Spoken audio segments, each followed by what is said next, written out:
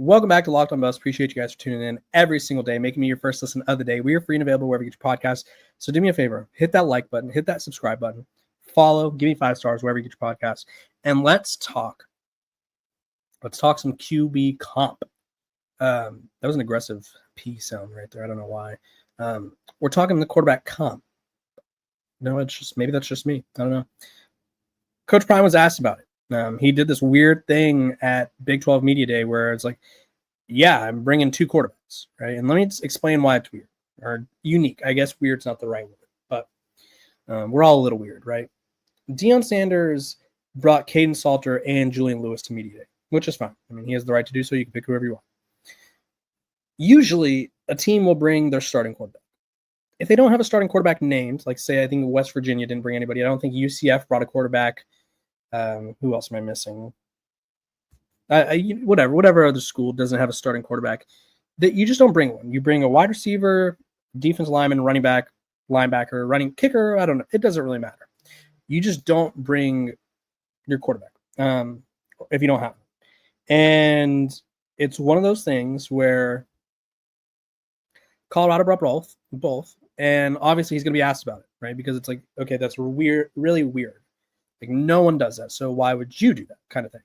Well, this is what he said. It was pretty simple, and I think this says a lot about where the quarterback battle is or where he sort of just doesn't want it to go. He said, we brought both of them because I don't know which one is going to start. What does that tell me? One, I mean, there's multiple possibilities. I'm going to run you through the 3 possibilities, and you guys could pick which one's your favorite. But these are the possibilities. One, the battle's truly not settled, where it's like, okay, we went through spring. We went through spring ball. They've had some summer to work out, and no one set themselves apart. That's the possible one. 2, Coach Prime hasn't been there, so he wants to see them in person. He wants to see things operating. He wants to see, like, hey, how does the team react to him? Like, I bet you that's a factor. Or 3, he doesn't want to discourage one or the other, right? And I think that's also all 3 of the years are very likely.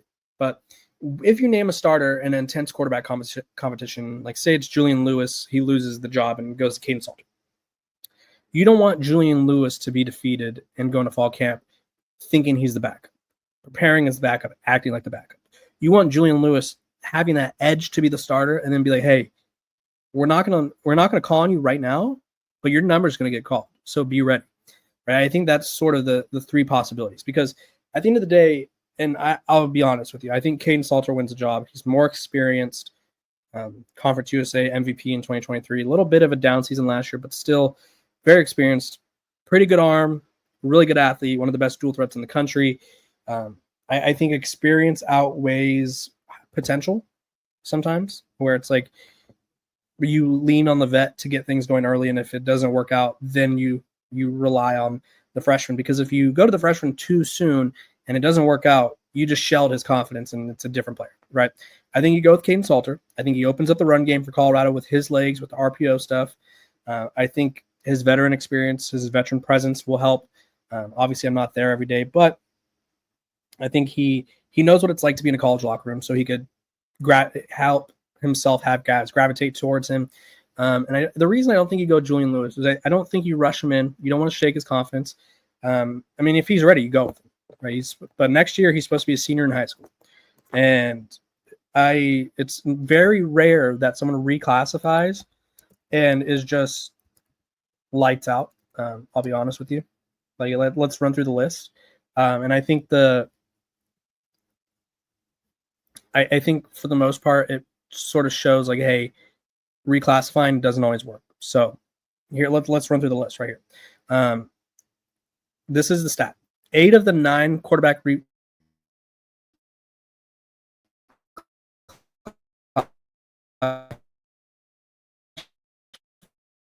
2016, 2013 transferred at least once. 6 of some notable guys were Jake Bentley, JT Daniels at USC, who played at like 5 schools and ended his career at Rice. Gavin Wimsatt, who started his career at Kentucky, I want to say, and then went to Rutgers, or it might have been the other way around. I think there's no harm in sitting. There's no harm in sitting and waiting and learning. There's no harm in being ready when your name's called, right? So I don't know if Julian Lewis is ready to go right away. but clearly Deion Sanders is not ready to name a starter, and that's all that matters, right?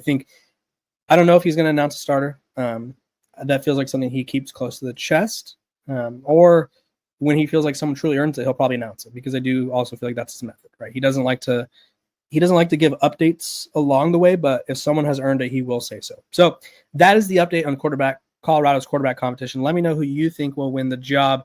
And I appreciate you guys for tuning in every single day, making me your first listen of the day. We are free and available wherever you get your podcast. So do me a favor, make sure to like, subscribe, follow. This has been Locked On Buffs.